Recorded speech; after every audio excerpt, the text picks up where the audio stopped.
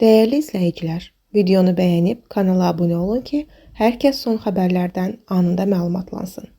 Malqara üçün əsas yem mənbəyi sayılan quru otun qiymətində ciddi bahalaşma müşahidə olunur. Xəbər verilir ki, bu il məhsuldarlıq əvvəlki illərlə müqayisədə yüksək olsa da, ot bazarında qiymətlər hələ də yüksək səviyyədə qalır.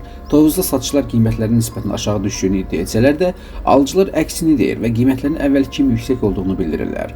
Hazırda Şəki və İsmaili bölgələrində quru otun bir bağlaması 4-6 manat arasında satılır. Bazarda otun qiyməti 2 manatdan başlayır, lakin heyvanlar üçün daha faydalı sayılan yonca və vələmərin bağlaması 4-5 manatdan da yuxarı təklif olunur. İqtisadçı Xalid Kərimli mövzu ilə bağlı bildirib ki, yem və digər təsərrüfat xərclərinin artmasının sonunda ət məhsullarının da bahalaşmasına gətirib çıxarır. Onun sözlərinə görə, yaxın vaxtlarda ətin qiymətində yenidən artımın baş verməsi qaçılmazdır.